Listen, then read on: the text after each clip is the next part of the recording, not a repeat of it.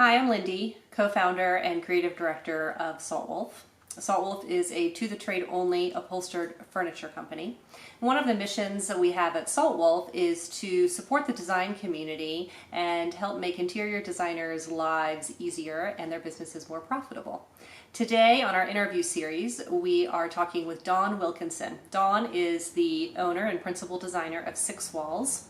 And in addition to a full-service design firm, Six Walls specializes in kitchen and bath. So we'll be discussing the differences between a traditional interior designer and a kitchen and bath specialist and how to integrate both successfully into a design project. Hi, Dawn. Hi, Lindy. Thanks for having me today. It's going to be so great to talk to you. Yeah, thanks for taking the time to chat with me. So you and I go way back, don't we? Yes, we do. I'm not going to date myself or you, but you were actually my very first boss out of design school, which can tell everybody how young you were when you started your own firm. You really got after it right away, and we're running a firm very early. And I worked for you before I started my own business in Seattle. Yes. And now we both live in Colorado, which is a fun coincidence. I love how things come full circle like that. So it's been fun to reconnect with you since we moved here about 2.5 years ago now. Yeah, it's great. And so today we're going to be talking specifically about kitchen design and the differences between a kitchen designer and a more traditional interior designer. But with your firm, Six Walls is not just a kitchen design, a kitchen design studio. You all do the gamut. So maybe we could just start off by you giving a little bit of background on your personal journey in interior design and what your firm does and how kitchen design ties into the rest of it. Sure. Yeah. Thank you for asking that question about Six Walls as a whole. So we're a full service interior design firm. And within that firm, we actually have 3 people, 4 if you count me, that specialize in kitchen and bath design. So as a company, we can integrate on a project for furnishings, window coverings, exterior consultations, things like that as well. But internally, we do have a team of additional designers that specifically focus on kitchen and bath design. And that's really a huge part of our business on a regular and annual basis. Great. Okay. And my goal today with this conversation and this interview series is to use our collective years of design experience and exposure to support other designers and other interior designers, to give them the tools to have more successful projects and happier clients and better results. I have some questions today about working with a kitchen designer, and we'll start with those, but jump in obviously organically and add whatever you want. So we'll start with the basics, which is, what's the difference between a kitchen designer and an interior designer? This is the question I get asked so often. I'll be brought into a project and I'll be hired to work through it. And then the client will say, okay, now we're going to do through the kitchen. We're going to work on the kitchen. And I say, okay, well, have you talked to a kitchen designer, or who are going to do your cabinets? And they say, oh, well, I thought you were going to do that.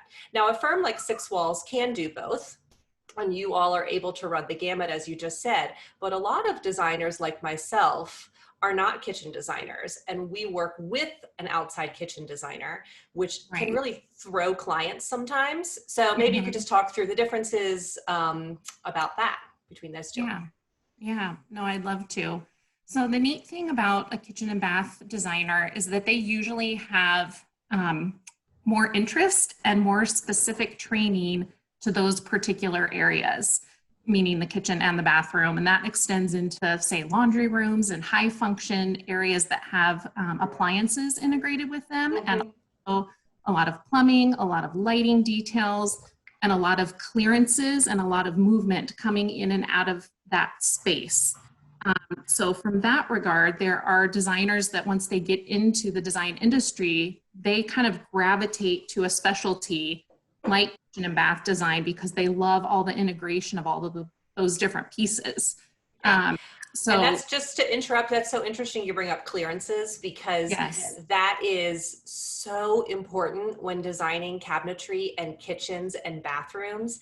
And I think it's yes, one of the pieces that I can always tell when I'm in a custom kitchen or a yeah, custom bathroom or a home that it has been done properly, because yes, you have just enough space, but not too much space to get all the tasks done in this really right, peaceful way, that there's a yes. lot of art and science behind getting that right.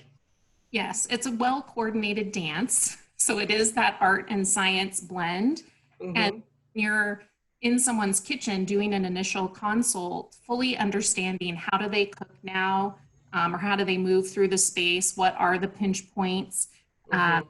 those are key things that we really try and dig into. And in fact, one of my favorite things that Jen Kowalski, our kitchen and bath specialist and head of our department in Seattle, has I've heard her often say is you might be used to things in your kitchen and you have made accommodations to it that you didn't even realize you were doing. And there's ways to improve that we can recommend, whereas you might lean towards keeping it the same way because you figured out how to work around it and you don't have to do it that way anymore. So Yeah, that's you don't know that it's supposed to actually be better and function in a more effective way for you because you've never experienced it. right, right. Yeah, Yeah, yeah. Okay, great.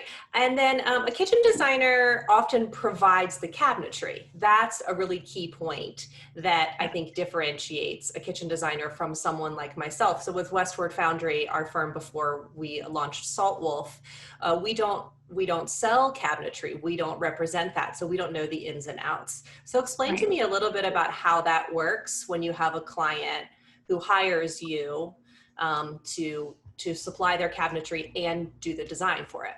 Right, right. And not all kitchen and bath designers represent a product line. So I think Okay. we're in that. We carry two different lines, one called Pogenpol, which is out of Germany. It's one of the oldest fitted cabinetry companies in the world. So they have a long-standing history with production and quality and beautiful German engineering, of course. And then we have another one that we represent called Signature out of Pennsylvania. And then we work with a number, a handful really, of other custom cabinetry makers in our area if and when the products that we represent exclusively within Denver and within Seattle don't fit the needs of the project, Okay. we're with a local company as well. Okay. So kitchen and bath designers often will be working for a company that represent various cabinetry lines, but sometimes you'll find an independent designer working out of their home studio that represents no specific line, and they go out and find what they think is the right fit for your particular project. Oh, interesting. Okay. And some of the Yeah. kitchen and bath designers that I've worked with have showrooms, and I Yes. find that to be a real benefit because you can pull out the tray and you can see Yes. what the spice rack, and you can look at the integrated trash can or beverage fridge and get an example of what that looks like and see the Right. different door fronts. And so that's something that I know you provide and Yes. can be really helpful for clients who need to see those examples in person in addition to the drawings. Absolutely. That three-dimensional experience and hands-on connection with how does this actually operate and does this make sense to me? Does this work well for how I move through my kitchen? Absolutely. That's extremely helpful. In our Seattle showroom, we have various kitchen setups. I think there's 4 of them in there right now. We were just working on an outdoor cabinetry line that we're adding to our product offering and reviewing some drawings and layouts for that space yesterday. And thinking about that experience when a client walks in, allowing them to see enough different combinations that it doesn't confuse them but helps them in their decision making process, I think is really extremely helpful. And Yeah, then I agree. he converted our current home into its own showcase type environment where we can invite clients on a one-on-one basis to move through the space and experience those things without having to go to a retail type location. Mm-hmm, mm-hmm. Nice opportunity. Yeah, that's great. Okay, Yeah. so if I am, talk to me about working with another interior designer. So 6 walls, you provide everything. So you probably prefer to provide everything, but I know that you've also worked with other designers who bring a client to you and say, hey, this is my client, but I need to engage you as a partner. So what are you looking for when you're going to join a firm or join a partnership that already exists with an interior designer and his or her client? And can you talk through the dance of that? Because I know a lot of clients have been fearful of involving too many people. We already have an architect. Now we have a designer. We have the contractor. Oh no, now we have to bring in another designer. How is that going to work with everyone? So yeah, tell me some of your, pitfalls to look out for and advice for designers when they are going to bring in a kitchen designer to their project. Yeah, I think there are probably 3 or 4 key elements to that. And one is finding someone who has either worked as a team before and they've gone through the choreographed dance that I was talking about previously. And they really appreciate and understand each other's perspectives, and they know how to collaborate, and they know where their responsibility starts and stops. And they how to ask the right questions and integrate everybody's opinions into the process. So I think, in addition to just purely being a good kitchen and bath designer and seeing their work, maybe on Instagram or House or on their website, understanding and watching how they communicate with their other professionals is a huge thing that I would look out for, because that's going to be the thing that's the telltale sign of whether this relationship is going to work or not. Right. You don't want someone being so territorial about what they do and how they do it that they're not willing to listen and collaborate with other people, because that kitchen space, especially less so with the bathroom, but the kitchen space flows and integrates so automatically with an entryway, dining room, or a living room space that, as a kitchen and bath designer myself, if I'm partnering with you on a project, I really want to see the things that you've already figured out for these other spaces, so that the kitchen space has a nice conversation with your other living spaces. Is that right? And yeah, I think so. And I think from the designer perspective, the interior designer, that I think it's important I'll speak for myself in this example, to be really open to what the kitchen designer brings to the table, because I've personally had experiences where I've selected a countertop and a backsplash and maybe some plumbing selections initially as what I thought was a good direction. And then during a meeting with a kitchen designer, she recommended some things that were very different that I wasn't expecting, that really were a better solution, because she has more experience on durability or the different, way it would work with a certain cabinetry line, or she just brought a different perspective to it. And I think it's important for the designer to be open to that feedback and not feel like, no, I've already designed this whole house. This is my project, which is building on what you were saying, working together as a team. I love talking to other designers and working with designers and getting together and having drinks and coffee with designers. And I feel like I've always said this, there's enough business in our world that we can support and build up each other and work together. And that's only going to help the client. So being too protective of this is my part or this is my job, it's not going to serve anybody really well in the end. That's very, very true. I had a client say to me, gosh, it must have been 10 or 12 years ago, but she had moved from the East Coast, moved to the West Coast, was trying to find a new designer relationship to engage with. And she told me, the main reason my relationship with my designer on the East Coast was so successful, and what I'm really trying to find in someone out here, is she used the phrase, would you ever consider? And then she would present me with several options and tell me the cons of each. And it was such a soft statement that was so welcoming, and it made you feel like, yes, I'm part of this process. I'm going to engage in this. And so if you hear a designer or another trade professional using that kind of language, that's a key indicator of, this is a collaborative person who is willing to take into account other people's opinions, but they're also going to give me what they think is the best series of things to choose from. They're going to narrow down the choices to me. Yeah, it's true. I've said for years that I know that I'm doing a good job as an interior designer when the client feels as if she, in most cases, it's the a female partner in that type of relationship that's making the decision, that she feels like she designed the home with my help. Right. That it's her home or his home, and they're the ones who designed it. They have true ownership over it because they were involved in the entire process. And Absolutely. I think that's the same case through between designer and designer, or architect and designer. You want it to feel like you both had your creative voice heard and you both got to be a part of it, not that you were just there to, you know, provide some drop some cabinetry off and then leave. Right. It's not going to be successful. Yeah.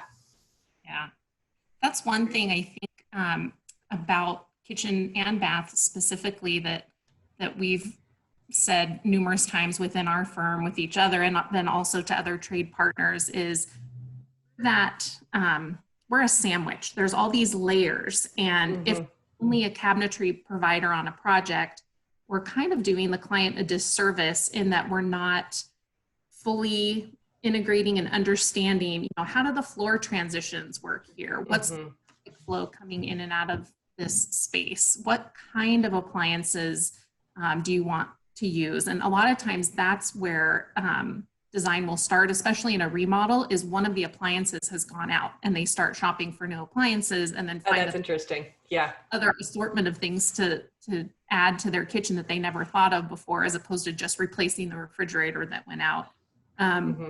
But that whole connection of, okay, it's not just these independent pieces. They're all touching each other. So the countertop is touching the cabinet, the appliances are touching the cabinet, the plumbing is integrated with the countertop. What are our clearances for all the faucetry and how far back does that sink sit? It's just, it goes on and on and on. So having really dialed into the specifics and the needs of that space, I think is extremely important. And I think as an independent designer or a designer that does not specialize in kitchen and bath, having a few people in your pocket to pull out and say, oh, I think you will work really well with this particular company. Right. Here's why. It makes you look good as a designer because you have these great resources already vetted for your clients. Yeah, and I think that that's, you know, just supporting each other and supporting designers through the process. It develops a better product in the end and a better end result. And it also makes your job more fun and more interesting. Yeah. If you can partner with somebody, I always learn so much when I work with a kitchen and bath specialist, and it makes my skill set stronger and it makes my business stronger. And I'm able to bring those details in with the client and become more knowledgeable of that. So, which I really love. And as we talk about a lot at Saltwolf, designers' jobs are challenging. Even with the most fabulous project and budget and client and everything, it can be really stressful working in someone's home. And so our goal with Saltwolf is why we started it, as you know, is to help support designers and make their lives easier, their jobs more successful, and to make them more profitable too, because that's important as a designer to have a successful business and to make sure that you run it like a business and you really are a professional in that way. And so I think that the more designers can support each other by not being fearful of bringing in a kitchen and bath designer because they're worried it's going to take away part of their project, but instead supporting each other, I do think the end result is better and the client ends up being happier with that, and not being not being worried that it makes you look like you don't know what you're talking about. Oh, I'm not a good enough designer because I have to bring in this kitchen and bath specialist. I'm not good at every single aspect of it. And that's something you've done really well. Is I've always admired you as a business owner, that you hire people that may be stronger than you are in certain areas, and you support them and say, hey, he or she is so great at furniture design. They're just the best at flooring choices. So they know more than I do, and you should work with them. And having that relationship and the confidence to say that to another designer or to a client, I think goes a long way in our industry. Yeah, no, I totally agree with that. Yeah. Starting Six Walls back in 2004, before people were doing a lot of shopping online. That one-on-one connection with the designer and being able to walk in and have that exchange was such a key element for us growing our business. Mm-hmm. With really simple 1-hour color consultations where we'd come in and help clients select paint colors for their interiors and exteriors. And now, a little over 16 years later, we're a 12-person firm operating projects in California, Idaho, Oregon, Washington, and beyond. So it's been a fun business to be involved in, and it's been so good to stay connected with you. And I'm really, really happy about the growth of your business and how you're looking for what the need is out there to support our industry and really, embrace that and say, hey, this is a problem that needs solving. I'm going to dive in and solve it. And I look forward to having a couple salt wheel pieces in my house very soon. I just got a box and I've been laying it out in various areas of the home, trying to figure out where to put it. Oh, awesome. Great. I look forward to that.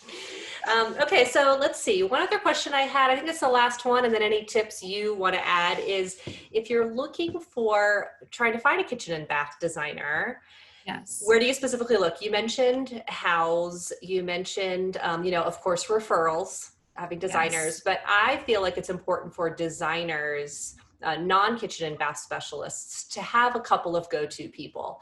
And I always encourage, I've done this a lot in my business, to have those meetings and coffees and sort of informational interviews before you actually have a project. Yes. And then when the project comes up, you're not scrambling and Google searching kitchen designer, Santa Monica, who can I find? But instead you're like, hey, I actually already have a couple people in this market that I've met. I've looked at their work. So that's a great way. But how would you, do you have any other suggestions for how to find a certified kitchen and bath specialist? Yes, I do. So there's a couple. One in particular is the NKBA. That's the National Kitchen and Bath Association. So they're a national professional organization that really helps promote the industry as a whole, and also establishes a very rigorous training program so that you can get certifications at various levels based on how long you've been in the industry, and schooling that you've had, and the number of projects that you've worked on. So I would highly recommend, depending on where you are in the US, looking up NKBA, which stands for National Kitchen and Bath Association. They're a nonprofit professional organizations. So that's a great place to start and look. You'll also find that a lot of those designers that have connection with the NKBA have also been vetted in that they are award-winning designers. They're submitting their projects into competitions within their region, and you're seeing how they are compared to other designers within that profession within their area. So finding an award-winning designer is a great way to kind of figure out, do these people really know what they're talking about? So what they're doing. So NKBA is great. And then the other place, which a lot of people might not think, but usually your high-end appliance showrooms, the sales here will really have some great introductions that they can make, because a lot of times they hire designers to come in and design certain parts of their showroom. Like if a particular brand is redoing their display area, different kitchen and bath designers in the area. So they can often be a really great source too. And then, like you said, having your designer recommend someone, having your contractor, your architect, usually those other professionals will be networked within the industry and can give you some good recommendations on where to start. Okay, great. I think those are all the questions I had. Anything that I've missed that you feel like would be really helpful, especially to interior designers who maybe are looking to partner with a kitchen designer or have been asked that question by their clients? Yeah. I think a couple additional tips that I would add in closing of our conversation is that a good kitchen and bath designer is someone who fully is willing to have the conversations up front about some of the more difficult conversation topics like budget, timeline, expectations, trifecta, so that you're starting off with a clear understanding of expectations on all fronts. get, 2 months into the design process and someone's like, wait, we haven't even ordered our cabinetry yet, and that's going to take another 8 weeks to get, or in the case of Europe, 16 weeks to get, making sure that that person that you're talking to fully explains the process, how you as a client and another designer integrate into that, and to make good decisions in a timely manner, how that can really help keep a project moving forward. And if someone ignores the budget conversation or ignores the timeline conversation up front, that's kind of a red flag to me of like, they may not really know all the things they need to know to make this successful.